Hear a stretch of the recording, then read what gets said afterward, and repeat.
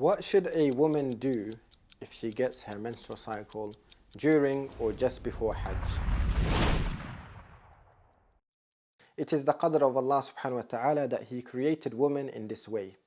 And the Prophet sallallahu alaihi wasallam said, when he saw Aisha upset that she got the menstrual cycle during Hajj, he sallallahu alaihi wasallam said that this is the qadr of Allah, the decree of Allah that He wrote for the daughters of Adam alayhi salam.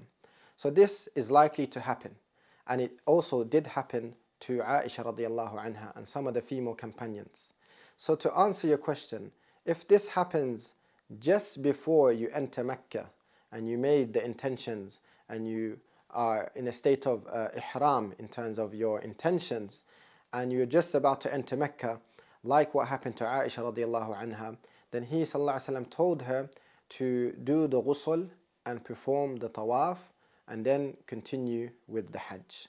So this is for the woman who receives it before entering Mecca.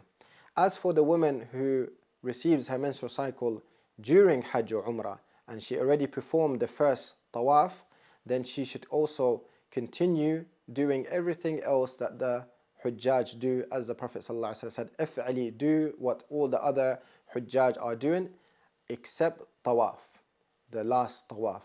So in this situation, she can't perform tawaf because you need to have tahara until her menstrual cycle is over and complete. And when it's complete, then she can perform the tawaf and her Hajj is accepted.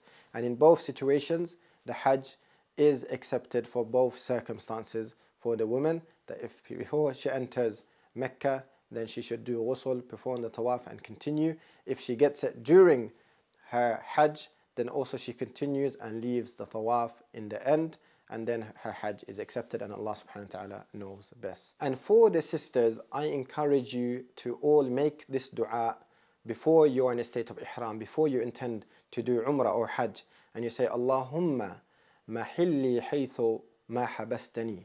Oh Allah, my completion of Hajj or Umrah is where I was stopped or forbidden from continuing. Because anything can happen, an illness or a menstrual cycle. So if someone needs to complete their Hajj or Umrah and they made that dua and they take off the ihram or they also completed their Hajj or Umrah, then there is no sin upon them, there's no compensation upon them. As for someone who leaves Hajj or Umrah for no excuse and he leaves the ihram, then he is sinful or she is sinful and there is a compensation to pay. Wallahu a'lam. Follow us and subscribe now on all things Hajj and Umrah.